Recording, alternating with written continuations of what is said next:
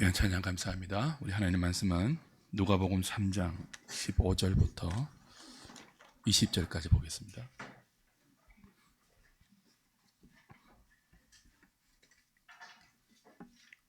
신약 성경 92페이지입니다. 누가복음 3장 15절부터 20절까지 제가 한 절, 여러분이 한 절 교독합니다. 백성들이 바라고 기다림으로 모든 사람들이 요한을 혹 그리스도신가 심중에 생각하니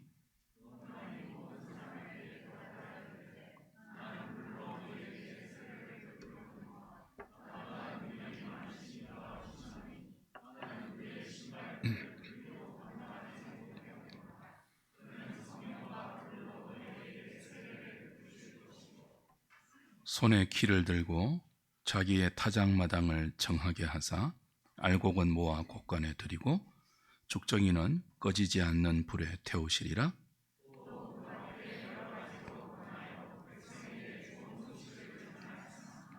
19절 20절 같이 봅니다.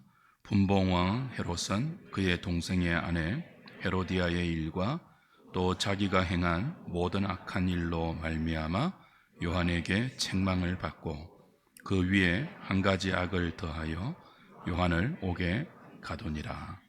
아멘.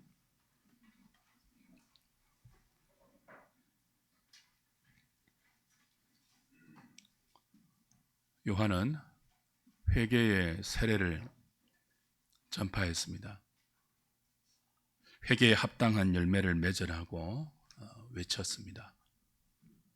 이런 요한의 메시지는 말라기 이후 근 400년 만에 들을 수 있는 선지자의 음성이었습니다. 광야와 언덕과 계곡을 따라 울리는 그의 강렬한 설교, 요단강에서 행했던 그의 물세례는 사람들에게 큰 반향을 일으켰습니다. 그리고 그가 혹 우리가 바라고 기다렸던 메시아인 줄 모른다는 기대를 품게 했습니다. 그러나 요한은 자신에게 몰리는 사람들에게 이렇게 반응합니다. 16절, 17절 다시 보십시오.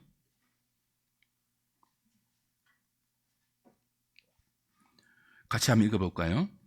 요한이 모든 사람에게 대답하여 이르되 나는 물로 너희에게 세례를 베풀거니와 나보다 능력이 많으신 이가 오시나니 나는 그의 신발끈을 풀기도 감당하지 못하겠노라. 그는 성령과 불로 너희에게 세례를 베푸실 것이요 손에 키를 들고 자기의 타작마당을 정하게 하사 알곡은 모아 곳간에 들이고 죽정이는 꺼지지 않는 불에 태우시리라. 이 대답은 세례 요한의 겸손, 공명심과 야망에 사로잡히지 않는 그의 도덕적이고 매우 탁월한 성품을 드러내는 내용이 아닙니다. 이 대답의 초점은 자신의 한계를 알고 하나님께 받은 자신의 사명의 본질을 깨닫고 있는 자에게 나타나는 분명한 자기 인식의 모습입니다. 물론 이 분명한 자기 인식에서 참된 겸손이 나오기는 하죠. 그러나 본문은 이 대답은 겸손보다는 그렇게 해야만 하는 그리스도에 대한 인식, 그 그리스도를 전하는 사명을 받은 자기 사명과 존재에 대한 바른 반응에 더 큰 강조가 있습니다. 요한은 여인이 낳은 자 중에 가장 큰 자입니다. 그러나 그는 그리스도가 아닙니다. 그리스도를 가리키는 손가락으로 부름을 받았습니다. 그리스도를 안내하는 이정표와 안내판으로 사명을 받았죠. 그런데 어느 날 전혀 의도치 않게 자신의 의사와는 상관없이 그 손가락이 너무 커졌습니다. 그래서 그 손가락이 가리키고 있는 본질이 가려지고 있습니다. 이때 자신에게 쏟아지는 사람들의 환호, 관심, 주목, 박수, 영광을 즐기면서 그냥 받아들이면 큰일 납니다. 가장 위험한 때입니다. 자신의 역할과 한계, 그리고 받은 사명에 대한 정확한 자리를 이때 사람들에게 알리지 않으면 맡기신 분이 이정표를 갈아 끼울지 모릅니다. 손가락을 자를지도 모릅니다. 안내자를 바꿀 수도 있습니다. 어떻게 해야 합니까? 빨리 자신에게 쏟아지고 있는 사람들의 관심, 수많은 사람들의 시선을 그리스도에게 돌려야 합니다. 그래서 그는 말합니다. 나는 그리스도가 아니다. 내 뒤에 오시는 분은 나보다 능력이 많으시고 나는 물로 세례를 주었지만 그는 성령과 불로 세례를 베푸시는 그리스도다. 그렇게 자신이 손가락으로 가리켜야 할 그 타켓, 그 본질, 그 내용을 분명히 사람들에게 정언하면서 쏟아진 사람들의 관심을 돌리고 있죠. 이는 겸손이 아닙니다. 자기가 어떤 존재인지를 알고 자기가 하나님께 어떤 내용으로 부름받고 있는지를 아는 사람의 당연한 반응이죠. 요한은 이렇게 하지 않으면 금방 빈들의 영성이 죽고 화려한 궁정, 장엄한 성전의 허영에 사로잡히는 타락한 종교인으로 전락할 수밖에 없음을 감지하고 있습니다. 사람들의 관심이 쏟아지고 있는 그때가 가장 위험한 때임을 알고 있는 거죠. 요한이 보이고 있는 이런 반응은 겸손을 넘어서 자신의 존재 자체가 걸린 문제입니다. 영혼이 죽고 사느냐 하는 중대한 갈림길에서 그는 당연한 성도의 반응을 보이고 있죠. 그래서 요한은 나는 내 뒤에 오시는 분의 신발끈을 풀기도 감당하지 못한다고 아예 사람들이 다시는 자신을 쳐다보지 못할 정도로 강력한 스파이크를 날리고 있습니다. 나는 그분의 신발끈을 풀기도 감당하지 못한다. 우리는 이 말의 의미를 잘 모르지만 당신은 이 말이 무엇을 의미하는지 모든 사람들이 분명히 알고 있죠. 그 당시의 문화로 주인이 식사를 할 때 종은 그 주인이 신고 있는 신발의 끈을 풀어서 샌들을 벗겨 주어야 합니다. 주인의 샌들을 벗기는 일, 이 일은 너무나 천하게 취급이 되어서 같은 종이라도 히브리 종에게는 맡길 수 없고 이방인 종에게만 맡기기로 규정되어 있을 정도로 굉장히 천한 일이에요. 그 세례 요한이 자신은 그리스도가 아니다. 나는 내 뒤에 오시는 그리스도의 신발끈을 풀기도 감당하지 못한다라는 말은 그리스도에 비해서 자신은 너무나 작고 비천한 존재이니까 당신들이 나에게 그렇게 관심을 가지고 기대를 가져서는 안 될 존재입니다. 다시는 그러지 마세요 라는 뜻이죠. 정말 그렇습니다. 요한과 그리스도 사이에는 비교할 수 없는 존재의 간격이 있습니다. 그리스도는 태초에 땅에 기초를 놓으시고 생명의 기원을 두신 창조주 하나님이십니다. 성부와 성령과 함께 모든 우주 만물을 친히 통치하시고 다스리는 만왕의 왕이시죠.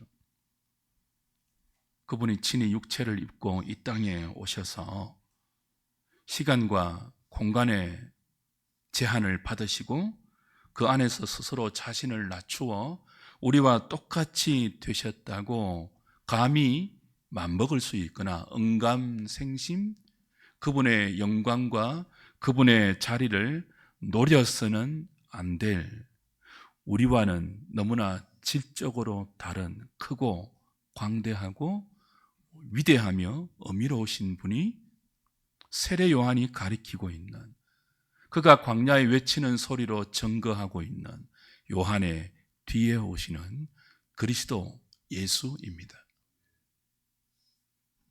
모든 것의 주인이십니다. 모든 것의 시작이십니다.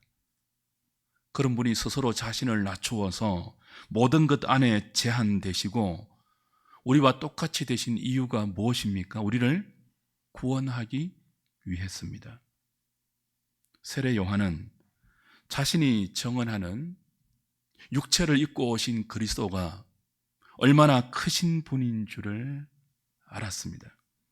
그래서 자신은 감히 그분의 신발끈을 풀기에도 감당치 못하는, 합당치 않는, 감당이 안 되는 그분 앞에 작고 미미한 존재임을, 비천한 존재임을 알고 있죠. 하나님의 크심을 아는 자, 그 하나님의 크심 앞에 자신의 미약함을 인식하고 있는 자, 그 크신 하나님이 육체로 오셔서 자신을 품으시고 광야에 외치는 소리로 사용하고 계시는 그 은혜를 베풀고 있는 주님의 은혜의 크심과 그 길이와 높이와 넓이와 깊이를 알기 때문에 이렇게 고백할 수밖에 없어요. 나는 그분의 신발끈을 풀기도 감당치 못하노라. 요한만 그럴까요? 저와 여러분 모두는 요한처럼 그렇게 그리스도를 가리키는 손가락으로 부름을 받았습니다. 그리스도를 증거하고 그리스도를 높이고 그리스도로 사람들을 안내하는 이정표와 안내판으로 이 땅에 보냄을 받았습니다. 우리에게 이런 인식이 있다면 자기 존재에 대한 정확한 깨달음, 하나님께 우리가 어떻게 부름을 받았는지 아는 부르심의 소망을 알고 있는 자라면 말과 생각, 존재의 일거수일투족을 통해서 모든 생명과 영혼의 참 주인이신 예수 그리스도를 드러내고 그분만을 높여야 합니다. 인생의 목적이 무엇입니까? 하나님을 영화롭게 하고 영원토록 그를 즐거워하는 것 아닙니까? 그러므로 그분을 높이고 그분을 드러내고 그분을 정언하는 것이 우리의 겸손 정도가 아니라 우리 삶의 기쁨이고 우리 삶의 즐거움이 되어야 합니다. 만약 그렇다면 의도하지 않게 우리가 높아지고 우리가 주목을 받을 때 마치 죽을 것처럼 위기를 느끼면서 겸손하게 나에게 몰리는 사람들의 시선과 주목을 그리스도에게 돌릴 수 있는 요한과 같은 그 민감한 영적 감각을 가져야 되겠죠. 그런 예민한 영성을 가지고 우리의 남은 생애를 소화할 수 있는 하늘의 식구들 다 되시기를 주님의 이름으로 축복합니다. 계속되는 요한의 말을 들어보십시오. 그는 그리스도가 베푸시는 세례를 소개합니다. 나는 물로 세례를 주지만 내 뒤에 오시는 분은 나보다 능력이 많으며 무엇과 무엇으로 세례를 준다고요? 성령과 불로서 세례를 베푸신다. 그렇게 그리스도가 베푸는 세례를 소개하고 있죠. 여러분은 이 세례를 아십니까? 요한은 물로 세례를 베풀어서 사람들에게 회개를 촉구했습니다. 그러나 요한의 뒤에 오시는 그리스도는 성령과 불로 세례를 베풀어서 요한이 베푼 물 세례의 의미를 실제화하십니다. 요한의 물 세례는 죄인들에게 회개의 마음을 불러일으킬 수는 있어도 회개의 실제인 죄사함의 은총을 주지는 못합니다. 요한은 회개에 합당한 열매를 맺으라고 설교하고 그런 삶이 어떤 삶인지 말로 설명하고 제시할 수는 있어도 회개에 합당한 열매를 맺는 삶을 실제로 살게 하지는 못합니다. 죄사함을 받았다고 선언할 수 있는 분, 저와 여러분에게 실제로 회개에 합당한 삶의 열매를 맺게 하실 수 있는 유일한 분은 물로 세례를 주는 요한이 아니라 성령과 불로 세례를 주는 그리스도 예수이십니다. 무엇보다 예수님은 당신의 이 세례를 통해서 이 땅의 모든 인생을 둘로 구분합니다.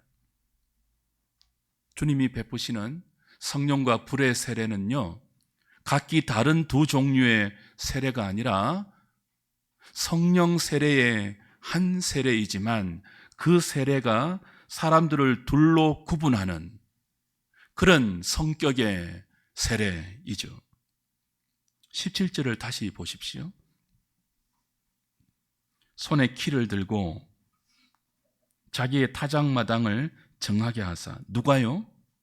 성령과 불로 세례를 베푸시는 주님이요, 알곡은 모아 곳간에 들이시고 쪽정이는 꺼지지 않는 불에 태우시리라. 주님이 손에 키를 들고 계십니다. 그리고 모든 인생과 역사의 타작마당에서 심판의 장소와 심판의 시간을 정하십니다. 누구는 여기서 여기까지, 저 사람은 저기서 거기까지. 이 나라의 기한은 역사의 이맘때쯤에서 저맘때쯤까지 모든 개인의 인생과 모든 역사의 타작마당을 스스로 정하여 주권적으로 하나님의 뜻에 순종하여 심판을, 구원을 행사하시는 분이 타작마당에서 손에 키를 들고 계시는 예수 그리스도입니다.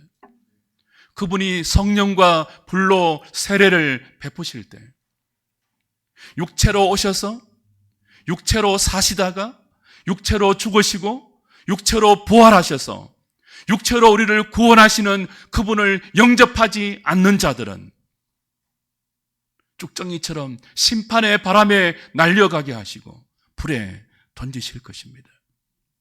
그러나 우리와 똑같은 육체로 오셨기에 사람들이 알아보지 못하고 더군다나 가난한 목수의 아들로 오셨기에 건축자들이 버린 돌처럼 무시할 수 있는 그런 그리스도이지만, 육체로 오셔서 죽으시고 부활하신 그분을 나의 주로, 나의 왕으로 믿음으로 영접하고 모시는 자는 키에 남겨져 있는 알곡으로 받아들이시고 모아 천국의 곳간에 들이시는 구원의 하나님이십니다. 그분이 베푸시는 요한의 물세례를 실제화하시는 성령과 불의 세례가 이 땅의 모든 인생을 이렇게 둘로 구분한다고요. 그리스도는 성령과 불로 세례를 베푸시는, 이 성령 세례를 베푸시는 그리스도는 우리를 구원하실 수도 있고 우리를 심판하실 수도 있는 생과 사의 유일한 기준입니다. 그러므로 그리스도 예수는 우리 삶의 선택 사양이 되어서는 안 됩니다. 그리스도 예수가 내 인생의 내 영광의 목적을 성취하는 수단으로 이용되어서도 아니 됩니다. 주님은 내 인생의 옵션 정도가 아니라 필수 사양이며 저와 여러분의 전부이고 우리의 모든 것이 되어야 마땅한 분입니다. 주 안에 사랑하는 여러분, 지금 세례 요한이 나는 그분의 신발끈을 풀기에도 감당치 못하는 미약한 존재이고 그분은 나의 물세례가 의미하는 모든 죄사함의 실제를 그 죄사함으로 말미암아 구원과 심판을 가르는 그 절대 기준을 이 땅에 펼치기 위해서 성령과 불로 세례를 베푸시는 유일한 구원자, 유일한 심판자라고 외치는 이 광야에 외치는 세례 요한의 소리를 다시 한번 들어보십시오.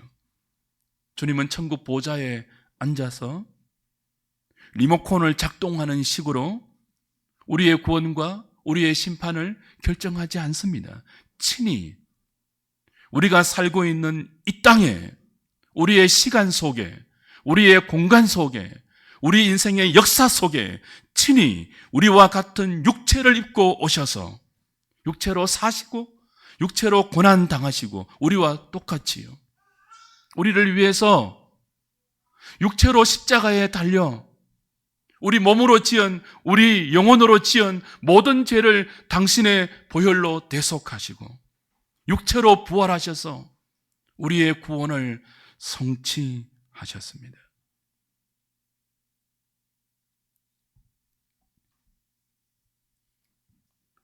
그분이 그렇게 육체로 오신 자체가 이미 유일한 우리 구원과 심판의 기준이 되시는 그분의 영원한 구원과 심판이 육체로 오실 때 이미 이 땅 속에 역사 속에 시행되었다는 것을 의미합니다. 누구든지 육체로 오신 그분을 보고도 믿지 못하는 자들은 어떻게 보지 못하는 예수를 나의 구주로, 나의 왕으로, 나의 주인으로 모시고 영원토록 그분을 즐거워하고 사랑할 수 있겠습니까?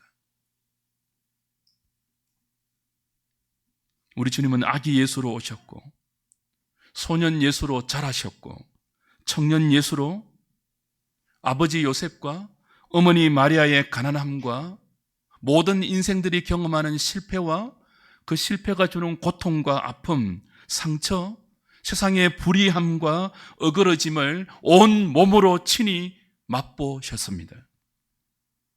그리고 그런 당신의 삶으로 세상을 구원하기로 결정하셨으며 그런 당신의 삶을 십자가와 부활로 제시하심으로 모든 인생의 심판을 결정하시겠다고 육체로 오셔서 세례 요한을 통하여 당신이 행하실 성령과 불의 세례로 제시하고 계십니다. 요한은 그 긴박성을 알았죠. 그래서 도끼가 나무 뿌리에 걸렸다고 선포할 수 있었습니다. 회개하고 회개에 합당한 열매를 맺지 않으면 심판의 도끼에 찍혀 불에 던져질 수밖에 없다고 긴박한 심판을 선포했었죠.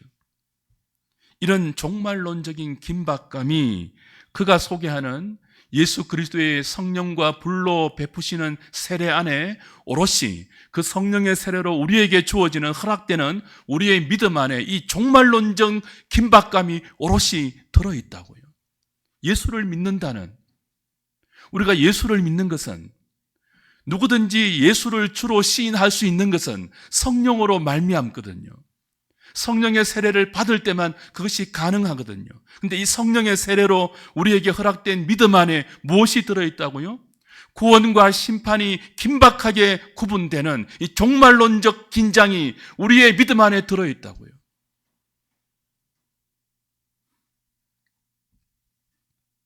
그러므로 예수 그리스도가 육체로 오신 것은 누구에게는 감당할 수 없는 구원의 복된 소식이지만 다른 누구에게는 결코 피할 수 없는 영원한 심판의 시작이 되기도 합니다. 세례 요한은 그리스도가 시행하실 그 긴박한 구원과 심판의 진리를 믿었기 때문에 사람들의 관심이 자신에게 쏠릴 때 그 관심을 구원과 심판의 유일한 기준이고 영원한 왕과 재판관이신 그리스도에게 돌리고 있습니다. 주 안에 사랑하는 여러분, 그렇게 광야에 외치는 소리로 그리스도를 증거하고 그리스도만 높이는 삶을 살면 세상이 알아줄까요? 18절, 19절, 20절 보십시오.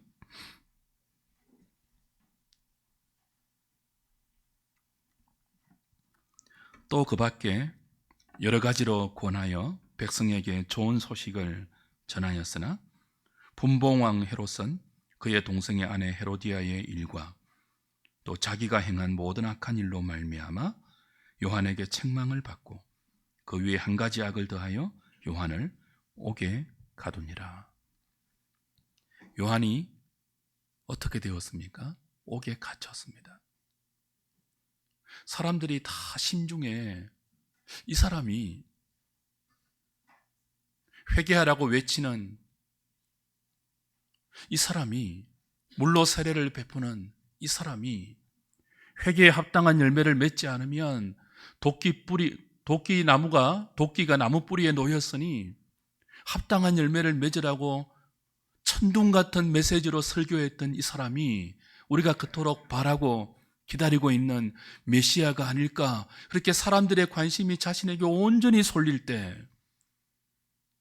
손가락을 다시 그리스도에게 가리켜 나는 그리스도가 아니다, 내 뒤에 오시는 분이 나보다 능력이 많으시고 불과 성령으로 세례를 베푸시는 그분이 알곡은 모아 곡간에 들이고 쭉정이는 불에 태우시는 그분이 그리스도라고 그리스도만 높이고 그리스도만 증거했던 이 세례 요한이 그런 삶을 살았는데 결국이 무엇이라고요? 옥에 갇혔다고요.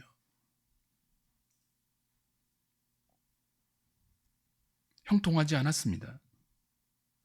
순탄대로가 아니었습니다. 긴박한 종말의식, 순전한 신앙, 광야와 빈들의 정신으로 그리스도만 높이고 살았는데 옥에 갇혔어요. 무슨 뜻입니까? 믿음으로 세상을 사는 게 만만치 않다는 뜻입니다. 피상적으로 믿으면 큰일 나요. 여러분이 열심히 교회 다니고 열심히 종교생활하고 마음을 다 쏟았는데 옥에 갇힌다면 어떻게 하겠어요?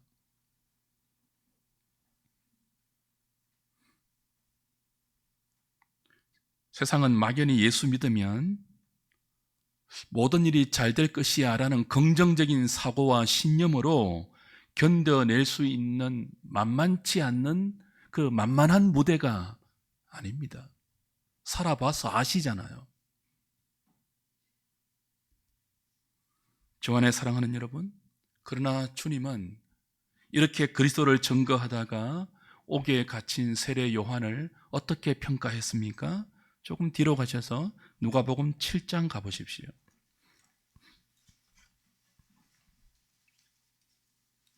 24절부터입니다.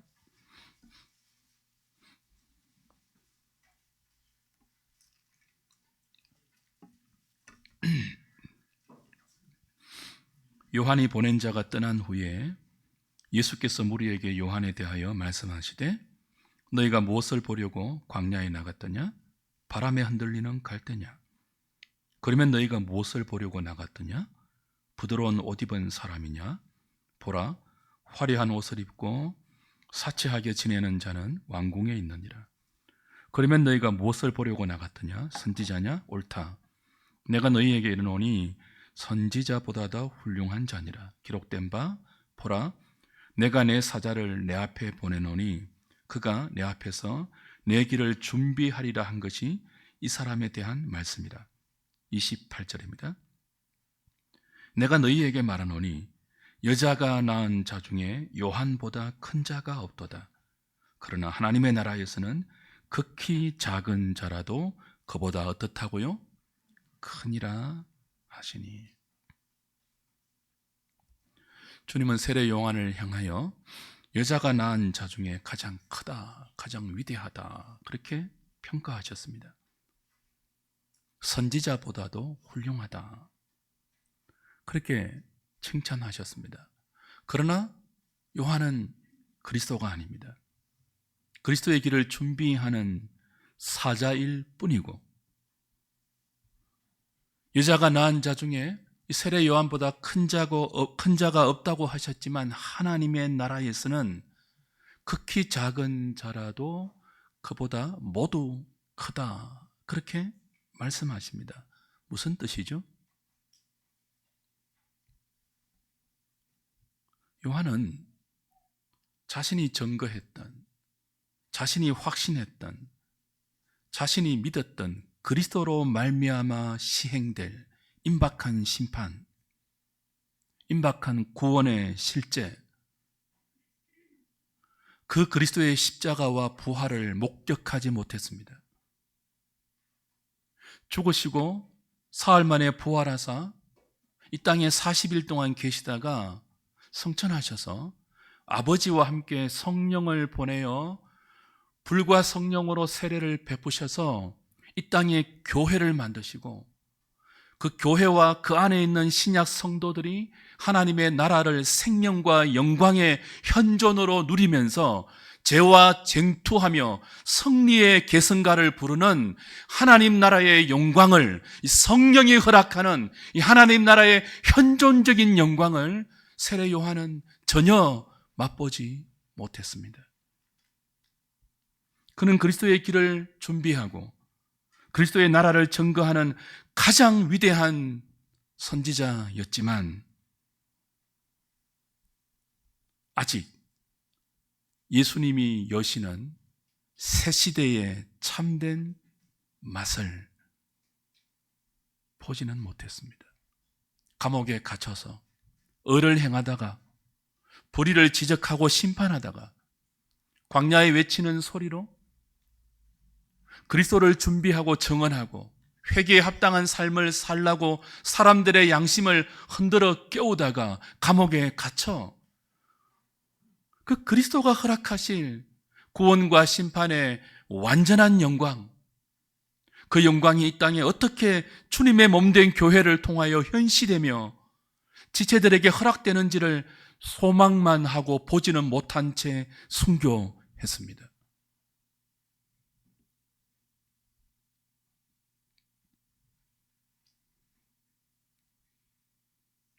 그러나 우리는요,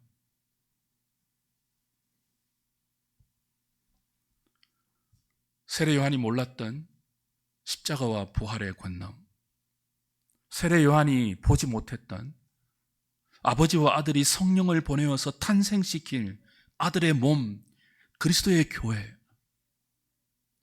그 교회를 통하여 성부, 성자, 성령 삼위 하나님께서 이 땅에 펼쳐내실 그의 복된 나라의 영광, 그 생명의 충만함, 물로 세례를 받고 잠시 마음의 변화를 받지만 곧 이어서 부패한 본성의 영향에 굴복하여 다시 몸으로 회개에 합당한 삶을 살지 못하는 우리의 모든 연약함을 극복하게 하는 이 성령의 세례를 받은 이 땅에 허락된 주의 몸된 교회의 그 영광, 여기서 성령으로 죄를 이기고 세상의 만연한 불의를 극복하면서 하나님 나라의 공의와 하나님 나라의 의로움을 생명으로 펼쳐낼, 그리고 펼쳐내기 위해서 함께 하나님을 바라고 주의 이름을 부르면서 함께 그리스도의 장성한 분량에 이르기를 소망하면서 때로 옥에 갇히기도 하고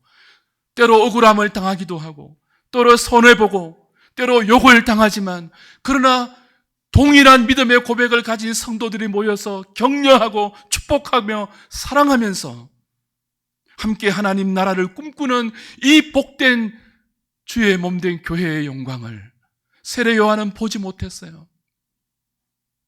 우리는요, 그걸 누리고 있죠. 그걸 맛보고 있죠. 머리 대신 주님의 통치를 교회를 통하여 우리 삶의 현존으로 경험하면서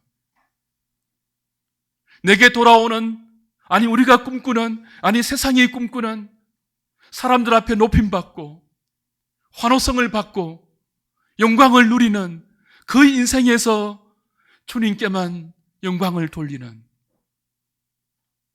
하나님을 영화롭게 하고 영원토록 그를 즐거워하는 것이 우리 인생의 최고의 가치와 목표가 되어 있는 이 주님께 붙들린 삶의 부요함을 서로 맛보여주고 서로 격려하는 이 몸된 교회의 지체가 된 영광 안에 있죠. 그래서 이 현재적인 하나님 나라의 표상인 교회에 속한 신약 성도는 가장 작은 자라도 세례 요한보다 크다고요. 믿으십니까? 그러면 세례 요한보다 크다고 평가받는 이 신약 성도인 이 새 시대의 주의 백성인 저와 여러분들이 우리에게 허락된 이 땅의 남은 생애를 어떻게 살아야 할까요? 그리스도가 육체로 오셔서 당신의 육체를 통하여 우리의 구원을 해결하셨다는 사실을 잊지 마셔야 합니다. 주님이 육체로 오셔서 우리를 대속하시고 육체로 부활하셔서 우리를 구원해 내셨다는 말은 이 땅에 저와 여러분들이 몸을 입고 살아내어야 하는 이 육체에 속한 삶이 얼마나 중요한지 모른다는 뜻이에요. 주님을 나의 구원자로, 나의 심판자로 엄중히 받아들이고 사는 성도는 그 믿음을 생각만이 아니라 우리의 몸으로 이 땅이라는 무대에서 펼쳐낼 수 있어야 합니다.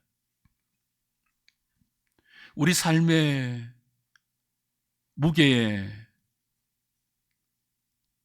지워진 이 믿음이라는 삶의 무게를 종교의 형태로 대체해서는 안 됩니다.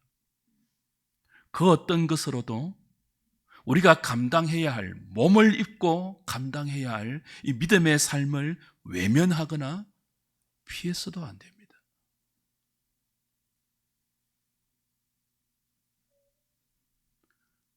그렇게 살기 위해서는 물 세례로는 부족합니다. 무엇이 필요합니까?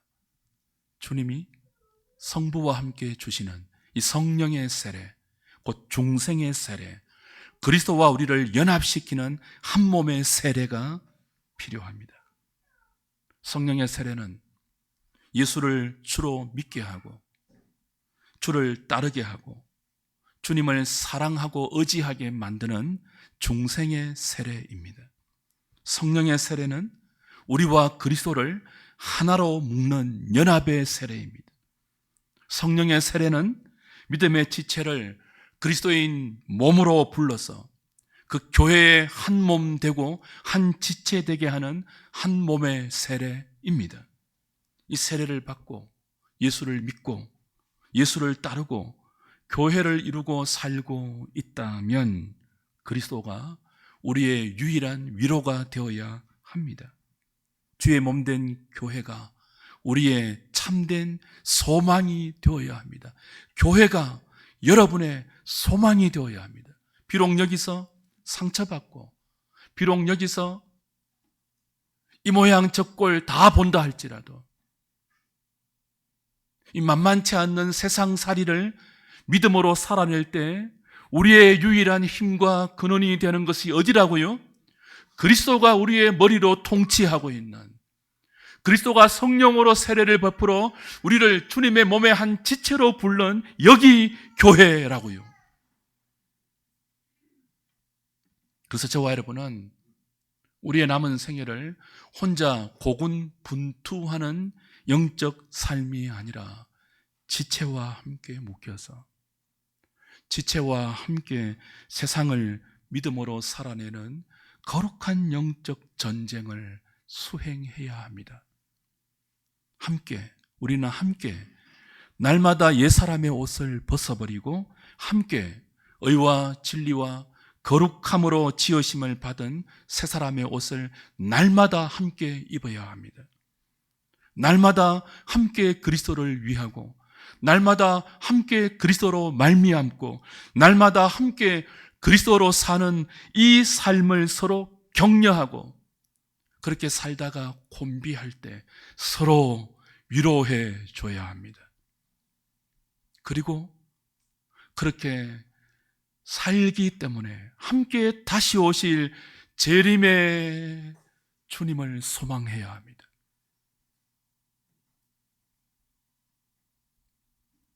함께 그리스도를 아는 지식의 장성한 분량에 이르기를 꿈꿔야 합니다.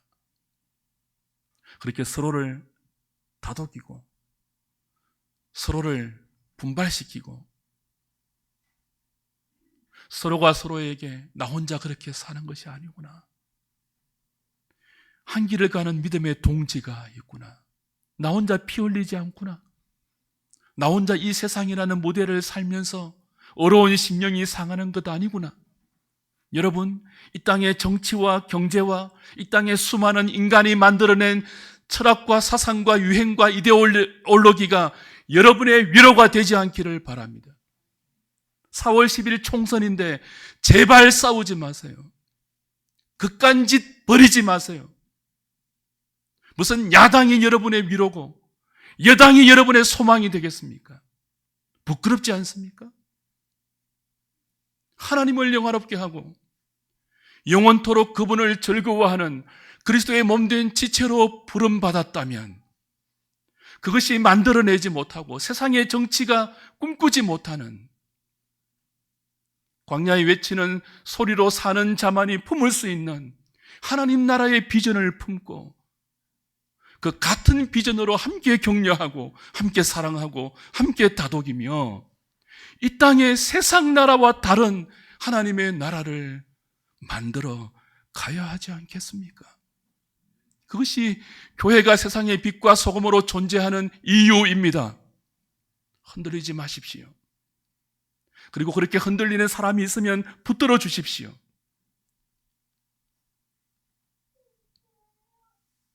그런 우리의 남은 생의 믿음의 발걸음을 세례 요한보다 더 큰 자라고 주님께 평가받고 있는 저와 여러분이 한 믿음과 한 소망과 한 성령으로 힘을 내어 잘 분투하며 달려갈 수 있기를 우리 주님의 이름으로 축복합니다. 우리 시편